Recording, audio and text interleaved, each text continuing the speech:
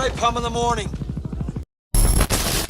What you've seen from Ursula von der Leyen today is an attempt for the European Union to take control of every single aspect of our lives. But it is in the aspect of defence that I think people's minds should be focused. She's a fanatic for building a European army, but she's not alone. Be in no doubt, 5 years of these people, the European Defence Union will be complete. And what is there for defence can also be used for attack. And you as a House will have no control over it. Welcome to Every New Day, and this is ENDtv. Today, the European Union is building a formidable military-industrial complex to secure its future. Fueled by the current war in Ukraine and propped by US uncertainty, this shift is transforming Europe. But at what cost?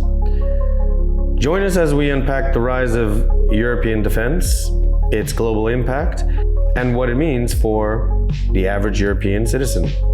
In 1961, President Dwight Eisenhower, a decorated World War II general, warned of the US military-industrial complex, a nexus of defense contractors, military and political elites driving war for profit.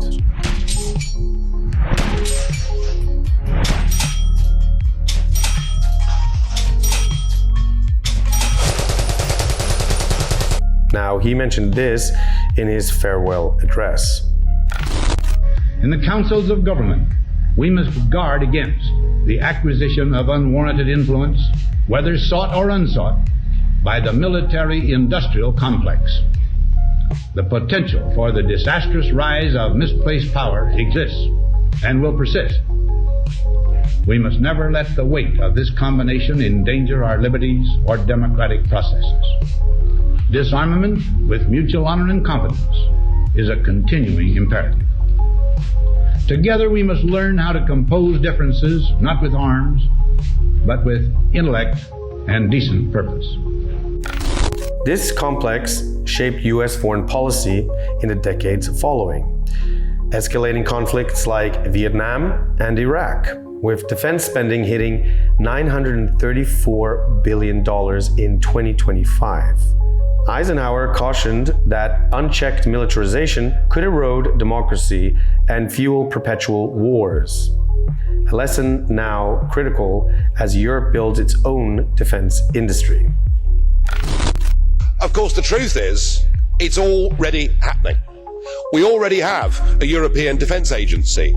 We already have EU battle groups on active service all over the world. We already have an EU Navy active against the Somali pirates, and who can forget Eurocorps here in Strasbourg last year, virtually goose-stepping that ghastly flag round the courtyard outside. The point I was making is this: the opportunity is being seized, and Mr. Juncker said we must convey to Russia that we are serious. Who do you think you are kidding, Mr. Juncker? We do not want any part of an EU army, and I doubt the rest of the peoples of Europe do either. Thank you. The 2022 incursion from Russia upon Ukraine sparked Europe's defense overhaul. The EU's 2024 European Defense Industrial Strategy and 150 billion euros of Security Action for Europe Fund, approved in May 2025, aim to boost arms production and reduce US reliance. The question is no longer whether Europe's security is threatened in a very real way, or whether Europe should shoulder more of its responsibility for its own security. In truth, we have long known the answers to those questions. The real question in front of us is whether Europe is prepared. The answer from European capitals has been as resounding as it is clear. We are in an era of rearmament. And Europe is ready to massively boost its defense spending, both to respond to the short-term urgency to act, but also to address the long-term need to take on more responsibility for our own European security. This set of proposals focuses on how to use all the financial levers at our disposal in order to help member states to quickly and significantly increase expenditures in defense capabilities. Rearm Europe could mobilize close to 800 billion euros of defense expenditures for a safe and resilient Europe. Companies like Germany's Rheinmetall and MBDA, comprised of Airbus, BAE Systems, Leonardo, lead producing artillery and missiles. The UK, via the Trinity House agreement with Germany, supports projects like the Eurofighter. The EU's new Commissioner for Defence, Andreas Kubilius, pushes for a single market for defence, with 800 billion euros planned for the Rearm Europe plan by 2030. Pros? Well, enhanced security, job creation, and strategic autonomy. Cons?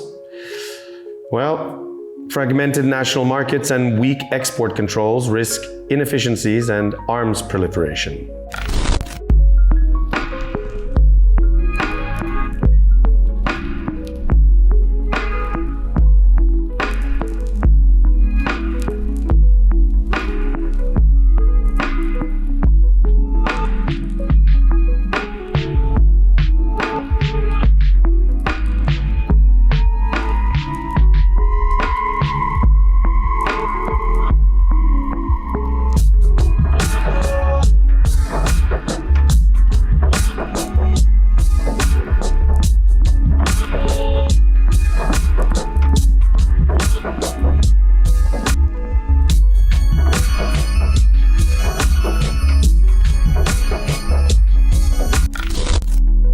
Europe's 3 to 5% inflation and 10 to 15% housing price surges in 2025 strained budgets, with social issues like poverty and healthcare vying for funds.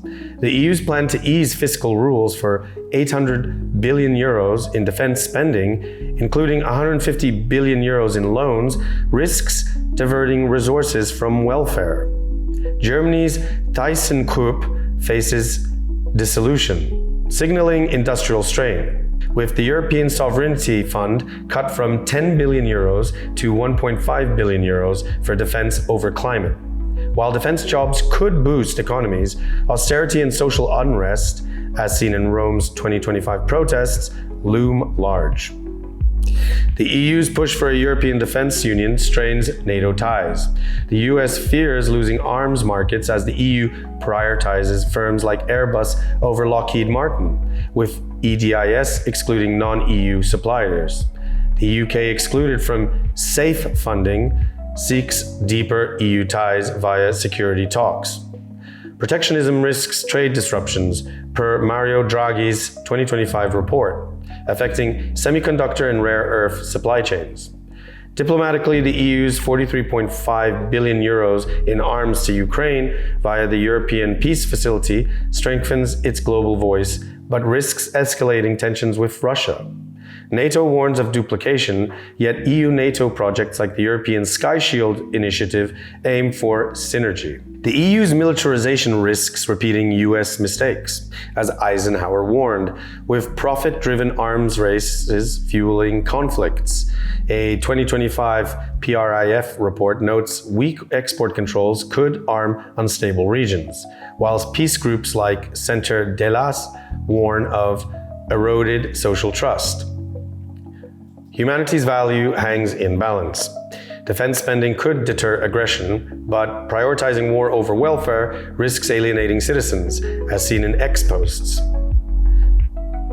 By 2030, a European defense union could rival global powers, but without democratic oversight and ethical controls, it may spark new tensions. Europe must prioritize peace and humanity to secure its geopolitical future. So what role would the EU take here? Well, the EU already manages a number of defense capabilities through the Common Security and Defense Policy, where member states work together to conduct missions and operations abroad, including peacekeeping and conflict prevention, with member states contributing personnel, troops, naval forces, and experts. maintain rapid reaction battle groups, which comprise of 1,500 strong military units prepared for swift deployment, promote joint military equipment and technology development through PESCO, which is currently overseeing 68 projects, facilitate defense cooperation among member states through the European Defense Agency, and support defense capability development through the European Defense Fund. Can Europe balance strength with humanity? Given what we've seen, and usually history does repeat itself, we know that the value of bullets tends to come over the value of life. And if we choose to spearhead towards this new horizon that we are entering, a new era where we see AI and a new space race evolve and progress quite rapidly right now, I believe that there needs to be more accountability.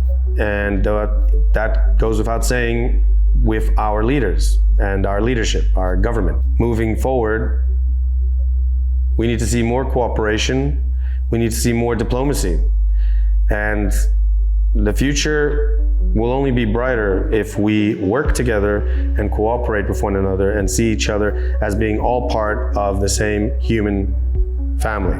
Beyond that, if our focus is only reliant on ideologies and separating ourselves through national borders and creating further tensions due to disparities between differences amongst ourselves, we will never really come eye to eye. And advances in AI and even this space race will only be more motivating factors in creating disenfranchisement and creating even further deeper tensions amongst the world population as a whole. I think it's highly important that in one case, yes, defense is vital, but I think strength through diplomacy, strength through talking, discussion, and also perhaps strength also in uniting under similar interests. So it could be trade, could be welfare, could be social issues. This is perhaps the best method. But then again, what are your thoughts? Share them down below. Give this video a like and please share it amongst your friends, your family, and subscribe for more. Thank you for tuning in to ENDtv.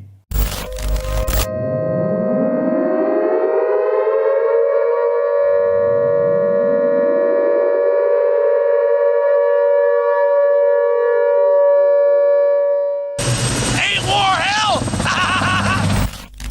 This is ENDtv.